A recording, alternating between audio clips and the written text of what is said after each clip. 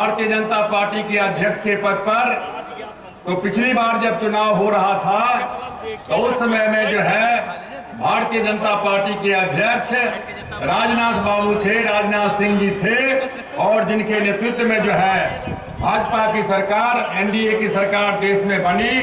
मैं उनको बहुत बहुत जो है धन्यवाद देता हूं कि उन्होंने समय निकाल करके उत्तर गठबंधन को निभाती है। वो कांग्रेस पार्टी और आरजेडी गठबंधन में लठम लट्ठी चल रहा है, गठबंधन हो रहा है। और हम लोगों का गठबंधन देखिए, भारतीय जनता पार्टी अपने सहयोगियों को जितना प्यार, मोहब्बत, सम्मान देती है वो सपना में भी कांग्रेस सोच नहीं सकती है। प्रधानमंत्री आए, प्रधानमंत्री कहां गए? सबसे पहले प्रधानमंत्री का कार्यक्रम जमुई में हुआ, और दूसरा जो है प्रधानमंत्री का कार्यक्रम जो है गया में हुआ, जहां से जनता दल यू का उम्मीदवार है। और उसके बाद जो है आज भी आए हैं राजनाथ बाबू, यहां जमुई में है। और इसके बाद जो हमारा एलजेपी का, लोक जनशक्ति पार्टी का जो उम्मीदवार है चंदन सिंह, यहां नवादा से, वहां जाएंगे। इसलिए सबसे पहले तो मैं कहना चाहूंगा कि राजनाथ बाबू का आशीर्वाद पिछली बार भी दे के गए थे और इस बार आए हैं, और हम जमुई की जनता की तरफ से विश्वास दिलाते हैं कि राजनाथ बाबू पिछली बार चिराग जो है, चिराग को कोई जो है नाम से जानता था, फिल्म के एक्टर के रूप में जानता था, लेकिन जनप्रतिनिधि के रूप में नहीं जानता था। लोगों को शंका था कि चिराग आएंगे, पता नहीं। पहले का जो एमपी था जिसका कहीं दर्शन नहीं होता था, सब जगह एक ही बार कि आप आइएगा न, दोबारा आइएगा न। और 5 साल एक दिन पार्लियामेंट नहीं छोड़ा, एक दिन शनिवार रविवार को जो है जमुई नहीं छोड़ा। तो हम उनके लिए, हमारा बेटा, मेरा बेटा भी है, हम आशीर्वाद देते हैं, लेकिन पार्टी के प्रेसिडेंट की हैसियत से। और राजनाथ बाबू आए हैं, आप लोगों से जो है लास्ट में हम लोग आशीर्वाद अभी चिराग ने मांगा है, तो मैं धन्यवाद देता हूं राजनाथ बाबू को। यहाँ हमारे डॉक्टर रविंद्र यादव जी हैं, एमएलए हैं, दामोदर सिंह रावत जी हैं, पूर्व मंत्री हैं, विनोद सिंह जी हैं, पूर्व एमएलए हैं, विजय प्रताप जी हैं, पूर्व विधायक हैं, मणिशंकर पांडे जी हैं जो पूर्व विधायक हैं, भास्कर सिंह जी हैं, बीजेपी के जिला के अध्यक्ष हैं, शिवशंकर चौधरी जी हैं, जनता दल यू के जिला के अध्यक्ष हैं, सुभाष चंद्र बोस हैं, लोजपा के जिला के अध्यक्ष हैं, अनंत कुमार सत्यार्थी हैं, पूर्व विधायक हैं खड़गपुर से। और यहाँ उपस्थित सभी माताओं, बहनों, भाइयों, मीडिया के साथियों, एनडीए के सभी साथियों, मैं आपका ज़्यादा समय नहीं लूँगा। जैसा कि मैंने कहा कि यहाँ ही प्रोग्राम नहीं है, बल्कि नवादा के बाद जो है गृह मंत्री जी को जो है यूपी जाना है, और यूपी में भी जो है 2 आम सभा है। इसलिए मैं 2-3 बातें कहना चाहूँगा। एक बात तो कहना चाहूँगा, हमारी लड़ाई गरीब की लड़ाई है। आज 2 तरह का भारत है, एक अमीर भारत है, एक गरीब भारत है। आज जो जूता बनाता है उसके बेटे के पाँव में हवाई चप्पल नहीं है, जो कपड़ा बनाता है उसके शरीर पर कपड़ा नहीं है, जो महल बनाता है उसको रहने के लिए झोपड़ी नहीं है, जो सबकी गंदगी साफ करता है वो सबसे गंदा बस्ती में रहता है, जो सबको अनाज खिलाता है उसका बेटा भूखे पेट सो जाता है। चले जाइए आदिवासी के इलाके में, गरीब लोगों के इलाके में, गरीब का बच्चा दवा के बगैर मर जाता है, दूध के लिए चिल्लाते रहता है। रात में जब आता है माँ से कहता है माँ रोटी दो, माँ के पास में सूखी रोटी नहीं रहती है कि बच्चा को खाने के लिए सूखी रोटी दे सके। 4 साल 5 साल का बच्चा जब भूख से रोने लगता है, कहता है कि माँ पेट जल रहा है, कुछ तो रोटी दे दो। माँ कहती है बेटा सो जाओ, कल सवेरे रोटी मिलेगा। उसके बाद भी बच्चा जब रोना बंद नहीं करता है तो माँ उसको थप्पड़ मार देती है, बच्चा रोते हुए जाके सो जाता है, और सवेरे में जब उठता है तो माँ से तुतली आवाज़ में पूछता है कि माँ हमने तो रोटी मांगा था, तुमने थप्पड़ क्यों मारा था? माँ के पास में कोई जवाब नहीं रहता है। हम उस गरीब के आँख के आंसू को पोंछने के लिए चले हैं। साथियों, ये देश सबका है, ये देश हिंदू का भी है, मुसलमान का भी है, सिख का भी है, ईसाई का भी है, दलित का भी है, ब्राह्मण का भी है, राजपूत का भी है, भूमिहार का है, पिछड़ा अति पिछड़ा सबका है। देश की आजादी मिली, फांसी के फंदे को चूम लिया खुदीराम वो सिंधु था। फांसी के फंदे को चूम लिया सरदार भगत सिंह सिख थे। फांसी के फंदे को चूम लिया इस्फाकुल्ला खान मुसलमान था। इस्फाकुल्ला खान ने कहा था बिस्मिल का वो लाइन कि सर परोसी की तमन्ना अब हमारे दिल में है, देखना है जोर कितना बाजुए कातिल में है। बहादुर शाह जफर को बहादुर शाह जफर को जो है अंग्रेज पकड़ करके ले गया और बहादुर शाह जफर से अंग्रेज ने कहा था कि दम दमे में दम नहीं है, खैर मांगो जान की, ऐ जफर बस हो चुकी है तेग हिंदुस्तान की। बहादुर शाह जफर राष्ट्रभक्त था, मुसलमान था। उसने कहा कि हिंदियों में बू रहेगी जब तलक ईमान की, तख्त लंदन तब चलेगी तेग हिंदुस्तान की। और जब मरने लगे तो बहादुर शाह जफर ने कहा कितना है बदनसीब जफर, दफन के लिए 2 गज जमी भी न मिला कुएं यार में। इसलिए हम लोग सबकी लड़ाई लड़ते हैं। पिछली बार भी हमारे पार्टी से 7 सीट मिला था, हमने खगड़िया से महबूब अली कैसर को दिया था। इस बार भी हमारे पास 6 सीट मिला। इस बार भी हमने उनको लड़ाया, धोखा दिया। कांग्रेस आरजेडी सब लोगों ने धोखा देने का काम किया हमको। इसलिए साथियों हम सबकी लड़ाई लड़ते हैं। देश की रक्षा सुरक्षा की बात जो है आदरणीय जो है राजनाथ सिंह जी जो उसके सिपा सालार हैं, दिन रात जिनके लिए क्या कहते हैं कि उनके और प्रधानमंत्री के जो है सुरक्षा की पावर टू द पुअर प्रधानमंत्री का नारा था। आज हमने देख रहे हैं 5 काम हम लोगों ने छोड़ दीजिए किसान के लिए और सारे चीजों के लिए। पहला काम हुआ, प्रधानमंत्री ने कहा कोई बिना घर बार का नहीं रहेगा। 1 करोड़ 35 लाख घर बन चुके हैं। 2022 तक में कोई गरीब किसी जाति का नहीं होगा जिसको पक्का का मकान नहीं होगा। दूसरा काम, मकान घर बन जाता है तो घर के में जो माँ बहनें हमारी जाती थी शाम में जाकर के खड़ी रहती थी रोड के किनारे, हर घर में जो है हर घर में क्या कहते शौचालय होना चाहिए, वो हो गया। तीसरा है कि जो चूल्हा है, चूल्हा में आप जो है आंसू निकलते रहता था, लकड़ी से गोईठा थे, हर गरीब को जो है दे दिया गया। जो क्या कहते हैं कि हर गरीब को जो है वो गैस सिलेंडर क्या कहते हैं कि मुफ्त में देने का काम किया गया। हर घर में गैस की व्यवस्था की गई। चौथा, बिजली, जहाँ जाते थे सब जगह बिजली नहीं है, बिजली नहीं है। आज कहीं भी चले जाइए बिहार या देश के किसी कोने में, हर घर में जो है सब, गांव में तो हर गांव में पहुंच गया है, घर में भी क्या कहते हैं कि 99% जगह पर बिजली पहुंच गई है। हमारे गरीब लोग मर जाते थे दबा के बगैर। आज भी जो है यहाँ एम्स में बिहार का लोग सबसे ज्यादा रहता है। कोई किसी को जो है कैंसर का बीमारी है कि हम सब लोगों ने कैबिनेट में फैसला लिया कि कोई भी गरीब कोई भी आदमी हो देश में 50 करोड़ लोगों को 10 करोड़ परिवार को 5 लाख रुपया जो है सालाना क्या कहते हैं कि उसको जो है मिलेगा। ऑटोमेटिक क्या कहते हैं कि उसके खाते में रहेगा। जो भी हो आप जाइए, फॉर्म भरिए और इलाज करवाइए, फिर पैसा घटेगा, दूसरे साल में 5 लाख रुपया मिलेगा।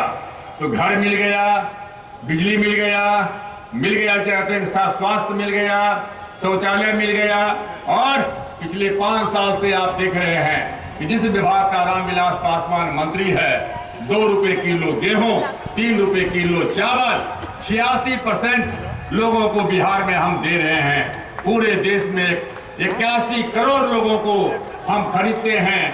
20 रुपए किलो गेहूं देते हैं जो है 2 रुपए में, चावल खरीदते हैं 30 रुपए में, देते हैं 3 रुपए में। ये हमारा क्या कहते हैं गरीब का काम है। हम इस काम को कर रहे हैं। चिराग आपका बेटा है, चिराग आपका भाई है, चिराग आपका प्रतिनिधित्व है। चिराग ने क्या कहते हैं कि जैसा कहा उसने जमुई को अपना माँ माना है। जितने हमारे बच्चे हैं वो सब दोस्त हैं, इसके सब भाई हैं। आप इनके कोई पिता के समान हैं, कोई माता के समान हैं, कोई बहन के समान हैं। मैं आप लोगों से कहने के लिए आया हूं, जो काम चिराग ने 5 साल में किया है, कोई सांसद जो है करने की बात तो छोड़ दीजिए, सोच भी नहीं सकता है।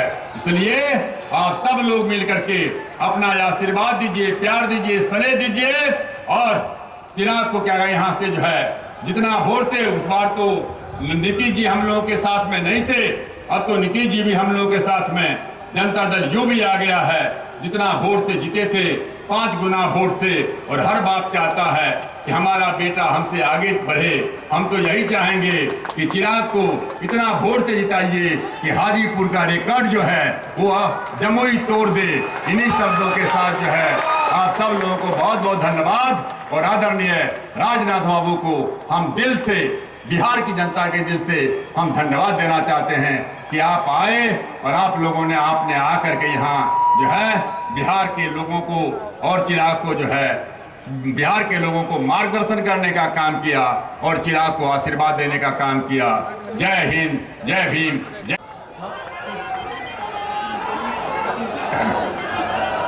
मैंने कहा कि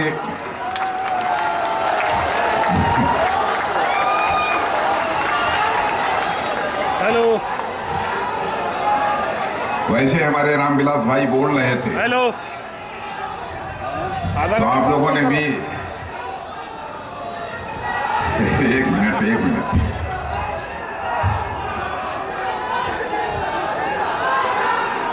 मैंने कहा कि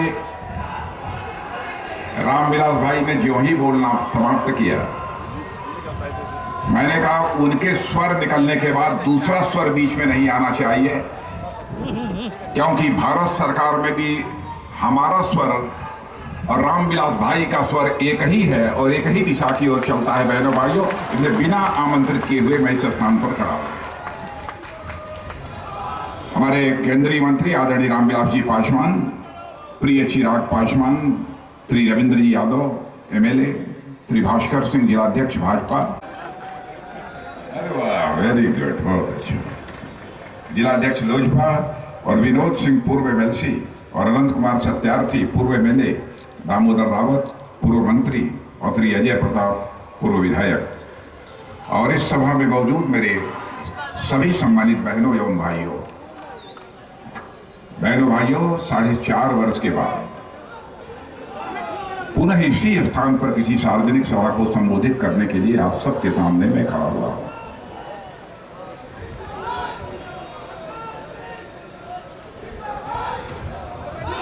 और आपको याद होगा कि उस समय मैंने आप सबसे अपील की थी कि चिराग पासवान को आप भारी मतों से जिताकर भेजिए भारत की संसद में, और यह मैंने विश्वास व्यक्त किया था कि वो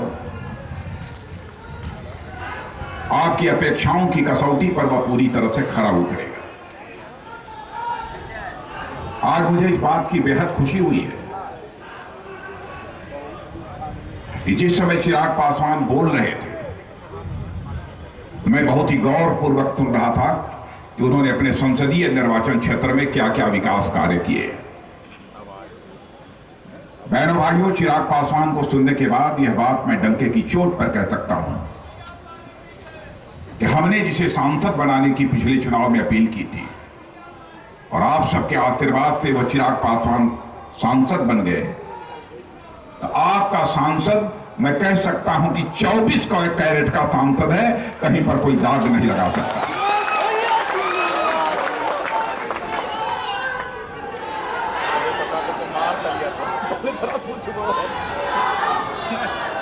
भारत की राजनीति में जहां तक मेरा व्यक्तिगत प्रश्न है, मैं कहना चाहता हूं कि रामविलास भाई के साथ हमारा एक व्यक्तिगत रिश्ता पिछले कई वर्षों से, अरे भाई जिंदाबाद, चुप रहो,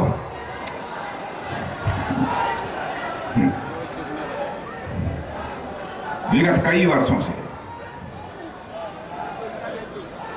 और भले ही कभी हम लोग एक दूसरे दल में रहे होंगे, लेकिन हम लोगों के व्यक्तिगत रिश्ते में कभी भी खटास नहीं आने पाई। यह रिश्तों की विशेषता होती है। बहनों भाइयों, लगातार 5 वर्षों से आप सभी भारतीय जनता पार्टी के नेतृत्व में एनडीए की सरकार को काम करते हुए देख रहे हैं। नरेंद्र भाई मोदी हमारे प्रधानमंत्री हैं। मैं मानता हूं कि हमारा विरोधी ही कोई क्यों न हो, यह तो कह सकता है कि नरेंद्र भाई मोदी ने 5 वर्षों में इतना काम कर डाला, लेकिन यह भी काम कर दिया होता तो ज्यादा अच्छा था। धुर विरोधी होगा तो कहेगा कि नरेंद्र भाई मोदी ने कुछ नहीं किया, काम कम किया, काम अधिक किया। लेकिन इतनी बात मैं दावे के साथ कह सकता हूं, भारत ही नहीं दुनिया का कोई व्यक्ति उंगली उठाकर नहीं कह सकता कि हमारे प्रधानमंत्री के दामन पर कोई भ्रष्टाचार की दाग लगी है। आपने इस देश में आदरणीय अटल बिहारी वाजपेयी जी को भी सरकार चलाते हुए देखा है। उस सरकार में भी हमारे रामविलास भाई मंत्री थे। बहनों भाइयों, दुनिया की कोई ताकत आदरणीय अटल बिहारी वाजपेयी जी की सरकार पर भी उंगली नहीं उठा सकती थी भ्रष्टाचार के मामले को लेकर। लेकिन जब जब कांग्रेस की हुकूमत रही है, उनकी हुकूमतों पर बराबर भ्रष्टाचार के गंभीर आरोप लगे, यहां तक कि मंत्रियों को जेल की हवा खानी पड़ी है। ऐसे लोग सरकार बनाने की कोशिश कर रहे हैं। और बिहार का जहां तक सवाल है, जो या तो जेल में है अथवा जो बेल पर है, वही सब मिलकर महागठबंधन बनाकर भारतीय जनता पार्टी और एनडीए को पराजित करने की कोशिश कर रहे हैं।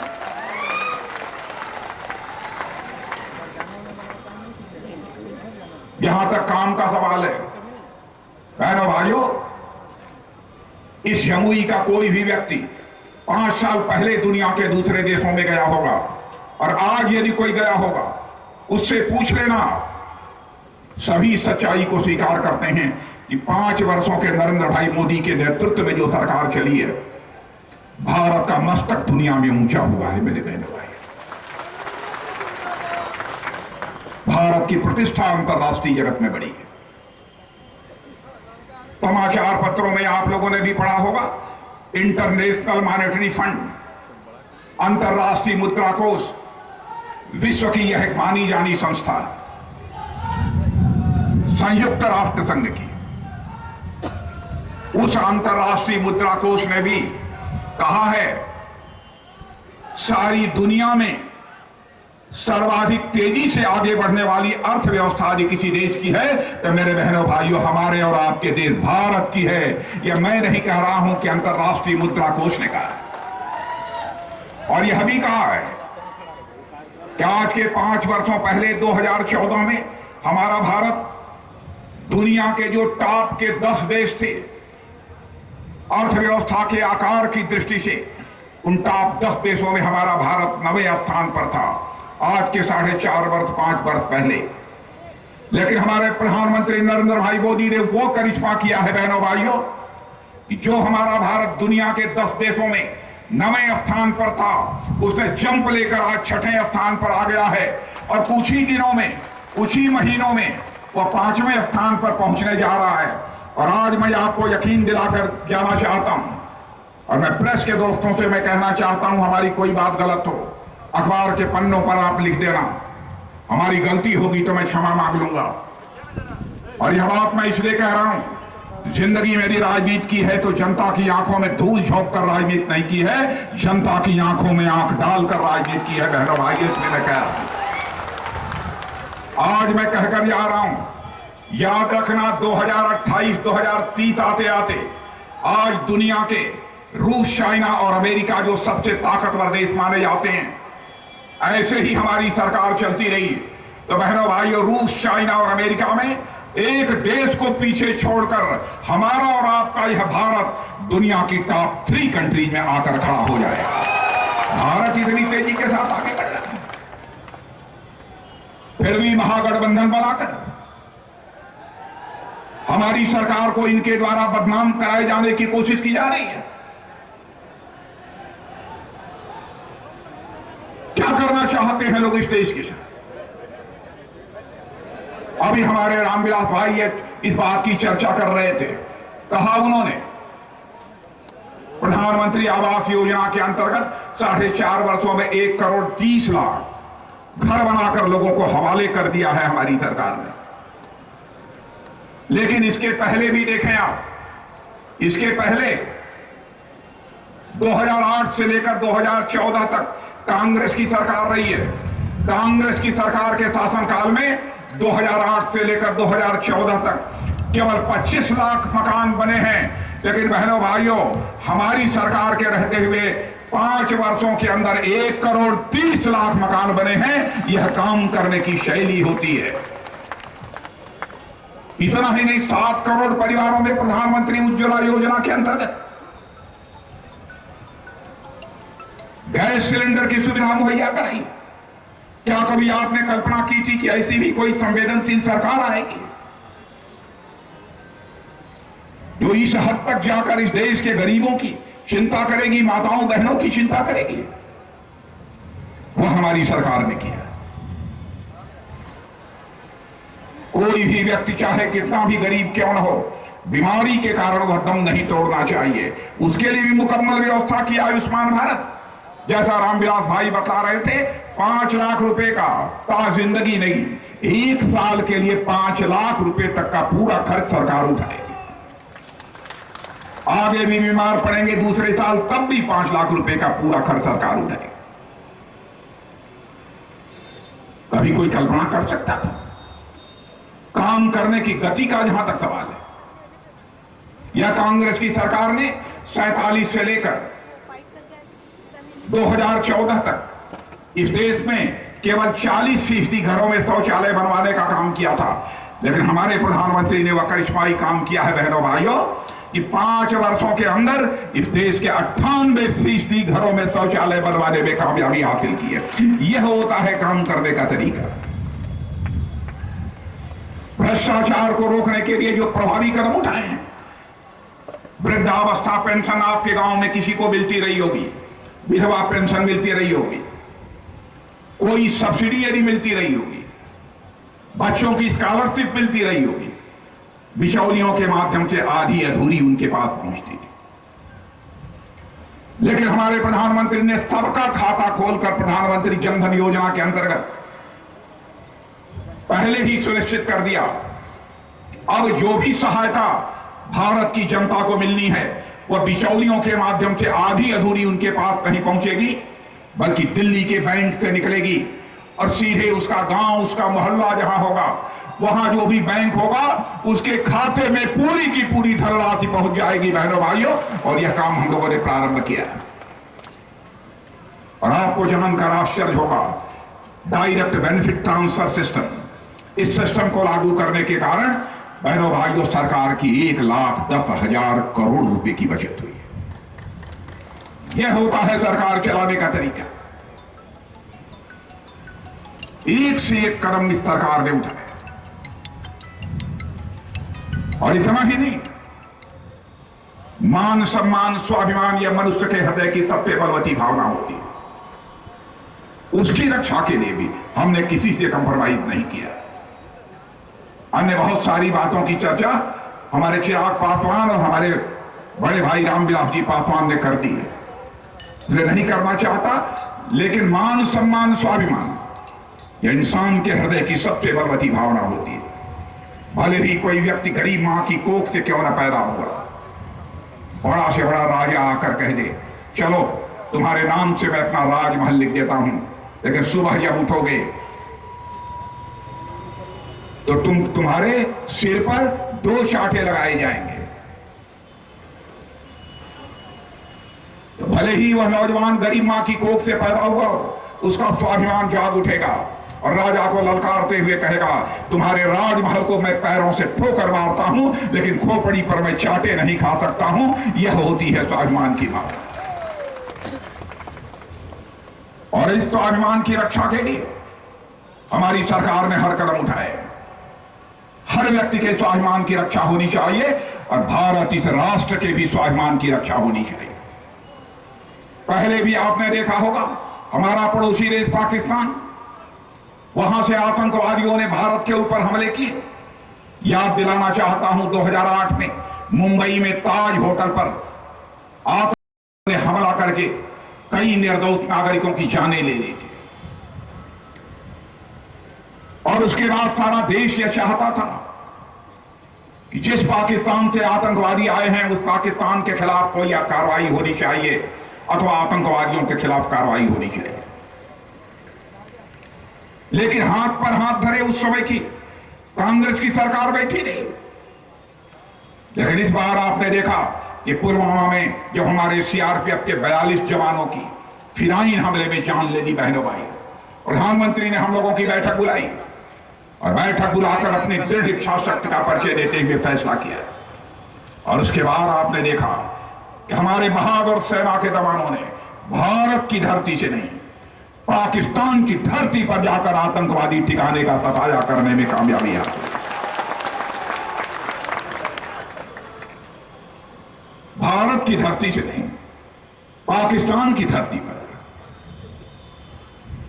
कांग्रेस के लोग कहते हैं, आप ये बताइए सेना के जवानों ने कितने लाशें गिराई।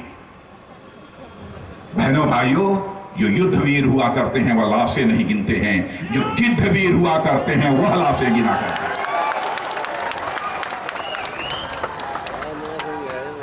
लाशें गिनना यह बहादुरों का काम नहीं होता है। लेकिन भारत का गृह मंत्री होने के नाते खुफिया विभाग हमारे ही मंत्रालय के अंतर्गत आता है। और मैं दावे के साथ कहना चाहता हूं, जो भी हमारे सेना के जवानों ने ऑपरेशन किया, बहनों भाइयों, बहुत ही विश्वसनीय खुफिया सूचनाओं के आधार पर, जिसे अंग्रेजी में क्रेडिबल इंटेलिजेंस इनपुट कहते हैं, उस आधार पर ऑपरेशन हुआ। और ये कहते हैं कि भाई इसका श्रेय प्रधानमंत्री मोदी जी को क्यों दिया जाना चाहिए। मैं उनसे एक सवाल पूछना चाहता हूं। 1971 में जब श्रीमती इंदिरा गांधी ने पाकिस्तान को धूल चटाया था, पाकिस्तान के 2 टुकड़े हो गए थे, पाकिस्तान और बांग्लादेश बन गया था। तो उसी समय हमारे नेता आदरणीय अटल बिहारी वाजपेयी ने संसद में खड़े होकर श्रीमती इंदिरा गांधी की भूरी भूरी प्रशंसा की थी और सारे हिंदुस्तान ने इंदिरा गांधी जय जय का नारा लगाया था। यदि 1971 में पाकिस्तान को धूल चटाने के लिए इंदिरा गांधी का जय जयकार हो सकता है, तो इस बार पाकिस्तान को सबक सिखाने के लिए हमारे नरेंद्र भाई मोदी का जय जयकार क्यों नहीं हो सकता है। इस सवाल का मैं जवाब चाहता हूं। इस सवाल का भी उनके पास कोई जवाब नहीं। और आप लोगों को शायद इस बात की जानकारी है या नहीं, मैं नहीं कह सकता हूं। बहनों भाइयों, भारत की ताकत कितनी बड़ी है। हम जल थल की बात नहीं करते, नभ में भी हमने अपनी ताकत बढ़ाई है, धरती पर भी, पाताल पर भी और आसमान में भी। आप शायद आपको जानकारी है या नहीं, यह जो ट्रेनें चलती हैं, हवाई जहाज चलती है, आपकी मोबाइल चलती है, इंटरनेट चलते हैं, यह सब सारे जो चलते हैं, ऊपर सैटेलाइट होती है जो दिखाई नहीं देती है। लगभग 1 मीटर लंबा, 1 मीटर चौड़ा, 1.25 मीटर लंबा, 1.25 मीटर चौड़ा, कुछ इसी प्रकार की सैटेलाइट होती है। वहां से सिग्नल्स आते हैं, उनके माध्यम से सब सारी चीजें संचालित होती हैं और हर देश में यही होता है। और यदि दुनिया का कोई देश आकर हमारे देश के ऊपर, उसे अंग्रेजी में लो अर्थ ऑर्बिट कहते हैं, उसमें आकर यदि हमारे सैटेलाइट को मार गिराए, उसे तोड़ दे, हवाई जहाज चलना बंद हो जाए, ट्रेन चलना बंद हो जाए, मोबाइल काम करना बंद हो जाए, सारी व्यवस्था ही पूरी तरह से ठप हो जाए। और यह दुनिया के किसी देश को के सैटेलाइट को मार गिराने की क्षमता केवल दुनिया में 3 देशों के पास थी, रूस और चाइना और अमेरिका।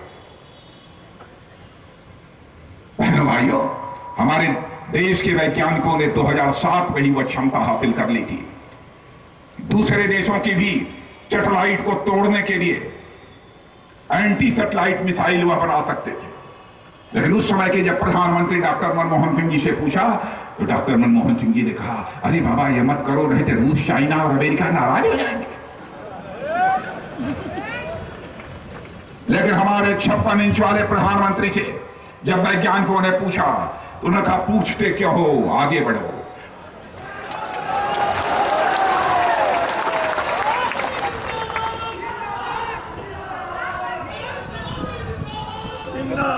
और कितनी बड़ी ताकत, आकाशीय शक्ति, स्पेस पावर अंग्रेजी में बोलते हैं, भारत की कितनी बड़ी है, आपको अंदाज नहीं होगा। रूस, चाइना और अमेरिका भी भारत के सैटेलाइट को तोड़ने के लिए यदि अपने एंटी सैटेलाइट मिसाइल भेजेंगे, तो भारत की जो ऊपर की ऑर्बिट है, जो घेरा है, उसमें आने के पहले ही हमारी एंटी सैटेलाइट मिसाइल उसे खंड खंड कर देगी। बहनों भाइयों, यह ताकत भारत के पास है, यह ताकत भारत के पास है। इसका एहसास नहीं है। और ये प्रधानमंत्री की आलोचना करते हैं। बहनों भाइयों, सारी दुनिया हमारे कामकाज की सराहना कर रही है। फैसला आपको करना है। और यहां पर भी देखिए, इतनी बात मैं दावे के साथ कह सकता हूं, बहुत मुख्यमंत्रियों को आपने देखा होगा इधर कुछ वर्षों में, बहुत मैं पीछे नहीं जाता हूं, मैं कर्पूरी ठाकुर जी का नाम नहीं लेना चाहता क्योंकि उनके भी दामन पर कोई दाग नहीं थी। और आपने नीतीश बाबू को देखा। बहनों भाई, और चाहे जो भी आरोप लगाना हो लगा ले, लेकिन आप यह आरोप नहीं लगा सकते कि नीतीश कुमार जी के दामन पर कोई भ्रष्टाचार की दाग हो। यहां पर भी ऐसी सरकार और दिल्ली में भी ऐसी सरकार। और यहां तो सचमुच बिहार में तो जनता दलियों की सरकार ने करिश्माई काम किया। आय और व्यय, आमदनी और खर्चे का संतुलन ऐसा बनाया है कि मैं बताऊं, बिहार के इतिहास में आज तक ऐसा आय और व्यय का संतुलन नहीं रहा। और शराब पर पाबंदी लगाने के बावजूद सर्वाधिक आय यदि कहीं से होती है तो शराब से होती है। रेवेन्यू सरप्लस स्टेट बन गया है यह बिहार। सचमुच इस मुख्यमंत्री नीतीश कुमार जी को इसके लिए बधाई दिया जाना चाहिए। वहां पर नरेंद्र भाई मोदी की सरकार, यहां नीतीश कुमार जी की सरकार। बहनों भाइयों, मैं समझता हूं कि सरकार को चलना चाहिए। आप सबके आशीर्वाद की आवश्यकता है। अभी हमारी सरकार में किसानों को, आप में से भी कुछ लोगों को मिला होगा, 6,000 रुपया प्रधानमंत्री सम्मान निधि योजना के अंतर्गत देने का। कितने हाथ उठाइए, कुछ लोगों को मिला है कि नहीं? जिनको नहीं मिला है उनको भी मिलेगा। और देख लेना, आगे भी कुछ होने वाला है, लेकिन अभी बताऊंगा नहीं। अरे कम से कम यह तो अधिकार हम लोगों ने दे दिया। प्रधानमंत्री सम्मान निधि की योजना के अंतर्गत आपको 6,000 रुपया मिलेगा। अब अगली बार कोई आएगा तो कहे भाई 6,000 रुपये काम नहीं चलेगा, कुछ और चाहिए। यह तो अधिकार दे दिया। अभी तक तो यह योजना ही नहीं थी। आइए क्या कहते हैं? कहते हैं हम 20 करोड़ गरीबों के खाते में 72,000 रुपया डालेंगे। बताइए, आपने देखा होगा। मैं प्रेस के दोस्तों, जरा इन लोगों को समझा देना। उनका कहना है कि जिनकी आमदनी 12,000 से कम होगी, यदि 11,000 होगी तो 1,000 रुपया हम देंगे। जिनकी 10,000 होगी तो उसको 2,000 रुपया देंगे। लेकिन जनता के बीच आकर क्या कहते हैं? हर गरीब को 72,000 रुपया देंगे। नौसिक हुआ है, सही है। बाहर बिहार। और ये देखिए कहां बुद्धि मारी गई है इनकी। इन्होंने एक बात और कह दी है। यह कहा है कि हमारी सरकार आएगी तो राष्ट्रद्रोह का कानून समाप्त कर देगी। बहनों भाइयों, यदि कोई भारत को तोड़ने की कोशिश करता है, भारत की सामाजिक समरसता को तार तार करने की कोशिश करता है, भारत को अस्थिर करने की कोशिश करता है, क्या ऐसे लोगों को माफ किया जाना चाहिए? मैं आपसे इस सवाल का जवाब चाहता हूं, क्या ऐसे लोगों को माफ किया जाना चाहिए? कांग्रेस कहती है भले ही कोई राष्ट्रद्रोह करे, उस राष्ट्रद्रोही के खिलाफ कार्रवाई करने के लिए कोई कानून नहीं रहेगा। और बहनों भाइयों, हम कहना चाहते हैं डंके की चोट पर, हम राष्ट्रद्रोह के कानून को रखेंगे और मजबूत बनाने की जरूरत है, मजबूत बनाएंगे। यदि भारत माता को यदि कोई तोड़ने की कोशिश करेगा तो उसे सख्त से सख्त सजा देंगे। यह बात भी मैं कहना चाहता हूं। और ऐसी सजा देंगे, ऐसी सजा दे देंगे कि नानी याद आ जाएगी। तो हम लोग के मालूम है ना कि नानी याद आवले। तो हम लोग भोजपुरी बोला ना कि नहीं बोलता। तो हम सोचा तो वाकई मन भुलाएंगे, मनो बोले जाने लगे। तो ये हालत है बहनों। ऐसे हमारी, मैं और देर बोलता, लेकिन समस्या हमारी है, 2 सभाएं अभी यहाँ पर हैं बिहार में, 2 हमारी अभी उत्तर प्रदेश में लगी है। लंबी यात्रा है, इसलिए जाना पड़ रहा है। लेकिन समय नहीं था। फिर भी मैंने कहा कि अब जहां तक चिराग पासवान का प्रश्न है तो चाहे जैसे भी होगा मैं चलूंगा, दो सभा छूट जाए लेकिन मैं चलूंगा।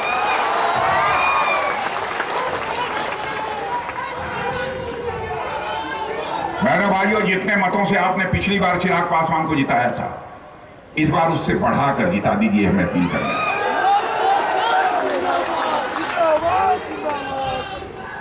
और आप ये तो रामविलास भाई के बेटे हैं, रामविलास भाई के बेटे हैं, लेकिन आप यकीन रखना, यदि बीच में कोई कह दूं तो रामविलास भाई पीछे हो जाएंगे, मैं आगे हो जाऊंगा चिराग पासवान के लिए। मैं आपको विश्वास देता हूं, मैं इतना प्यार करता हूं, और केवल मैं भाषण देने के लिए नहीं कह रहा हूं, आपको ऐसा नहीं है कि आपको गुमराह करने के लिए कह रहा हूं, केवल वोट हासिल करने के लिए कह रहा हूं। और बहनों भाइयों, मेरे चरित्र के बारे में भी आप जानते होंगे, तो जिंदगी में हमने राजनीति की है तो केवल वोट हासिल करने के लिए राजनीति नहीं की है, केवल सरकार बनाने के लिए राजनीति नहीं की है, समाज बनाने के लिए राजनीति की है, देश बनाने के लिए राजनीति की है। इसीलिए मैं कहना चाहता हूं कि आप सचमुच चाहे यदि किसी को किसी बात की कोई नाराजगी भी हो, भूल जाना, संसद में भी खड़े होकर जब भी संकट की घड़ी आई है, हमारे रामविलास पासवान भाई ने खड़े होकर किस तरीके से सरकार को डिफेंड किया है और उनको धूल चटाई है कांग्रेसियों को और विरोधियों को। बहनों भाइयों, शायद आपने इसे टेलीविजन के पर्दे पर देखा होगा। मैं क्यों कहने, जब भी कोई अवसर आया है चिराग पासवान खड़े हो जाते हैं। अब भगवान ने चिराग पासवान को बनाया भी खूब है।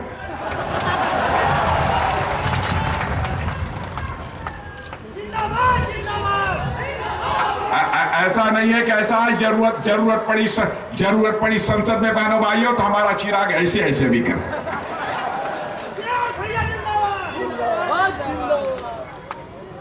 और एक लेकिन अब चिराग कहेंगे, चिराग जो जाएंगे कहां, जो कहूंगा करेंगे। लेकिन चिराग, एक बार मैं फिर से जमुई आना चाहूंगा, और इस चुनाव के बाद कभी भी हमको एक बार जरूर बुला लेना।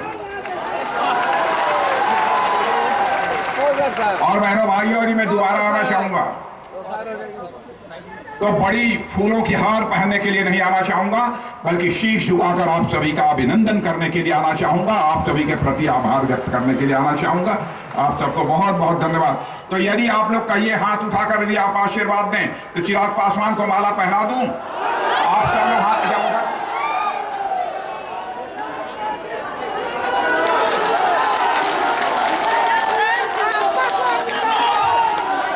बहनों भाइयों, एक बार तालियां बजाकर विजय का उद्घोष कर दीजिए। मैं ये अपील आपसे करना चाहता हूं, तालियां बजाकर मेरे बहनों। आप सबको बहुत बहुत धन्यवाद। बोलिए भारत माता की।